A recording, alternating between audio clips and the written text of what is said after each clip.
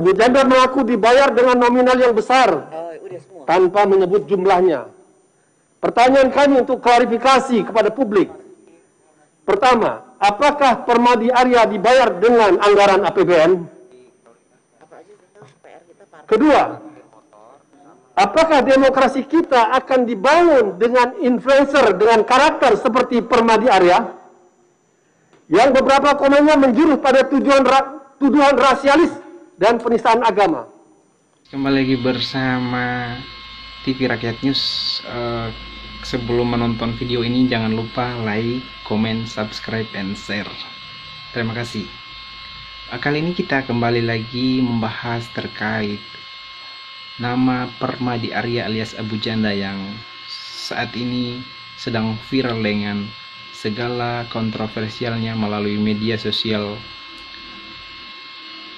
Ya, beliau baru-baru ini mengaku sebagai salah satu influencer, yakni Buser Jokowi, yang dibayar oleh negara menggunakan APBN. Namanya pun dibawa ke sidang ke-13 masa sidang 3 DPR RI 2020-2021. Nah, dalam sidang itu salah satu anggota DPR RI Komisi 1 Al-Muzami Yusuf menyentil keterlibatan Abu Janda sebagai salah satu influencer yang dinilai kontroversial dengan segala bahasa yang mengarah ke rasisme dan menghina agama. Nah, dalam video tersebut Al-Muzami menegaskan untuk apa Abu Janda dibayar menggunakan uang negara kemudian tidak sebanding dengan apa yang dia lakukan, apa yang dia kontribusikan untuk negara ini. Mari kita saksikan videonya.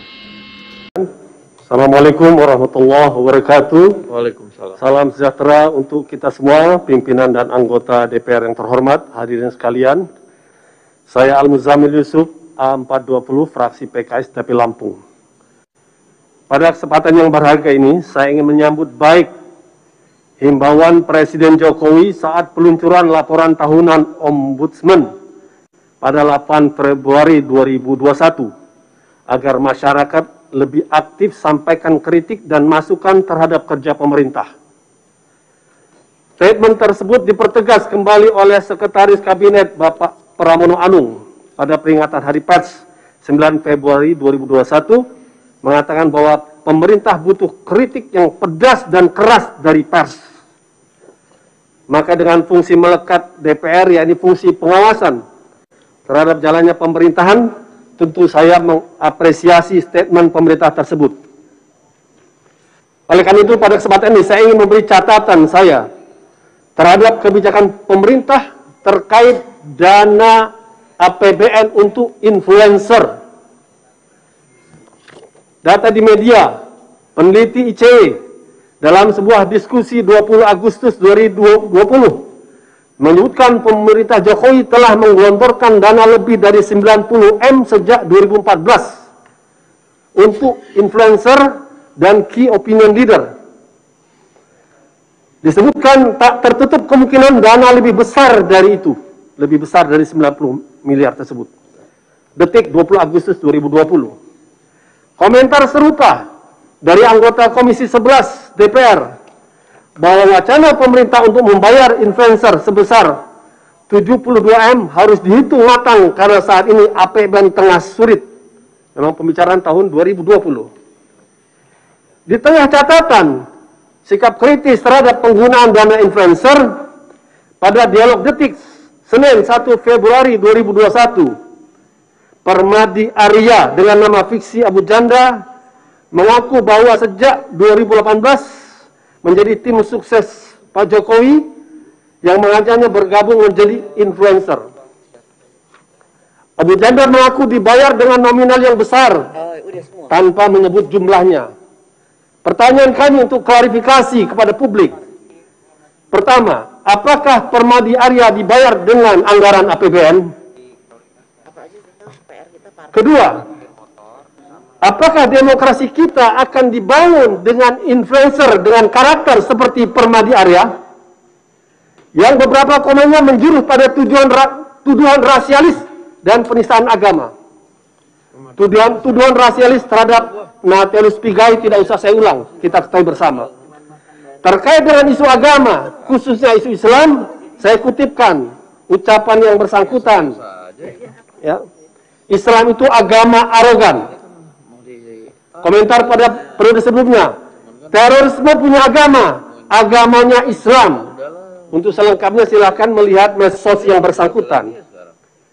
Pertanyaan ketiga saya, Permadi Arya sudah beberapa kali mendapat tuntutan hukum, tetapi proses hukumnya tidak berjalan. Dan sekarang sedang berlangsung, mari kita simak ujungnya. Sehingga menimbulkan kesan publik kepada Pak Jokowi bahwa pendukung Pak Jokowi atau influencer yang bekerja untuk Pak Jokowi seakan mendapat kekebalan hukum. Dari 3 pertanyaan tersebut menggambarkan tantangan dan ancaman besar budaya demokrasi penegakan hukum di era Pak Jokowi. Ya. Pertama adalah di sisa kepemimpinan 4 tahun ini demokrasi seharusnya Pak Jokowi mewariskan sebuah iklim demokrasi yang membuka sebesar-besar kritik konstruktif progresif tanpa ketakutan ancaman kriminalisasi bagi para kritikus yang berseberangan dengan pemerintah. Sehingga tidak perlu kekhawatiran seperti Kwi Kianggi dan Bu Susi yang takut berkomentar diserang buzzer. Masyarakat umum terlebih lagi. Tantangan kedua adalah penegakan hukum. Karena Undang-Undang Dasar Pasal 1 ayat 3 jelas sekali Indonesia negara hukum, hukum adil untuk semua.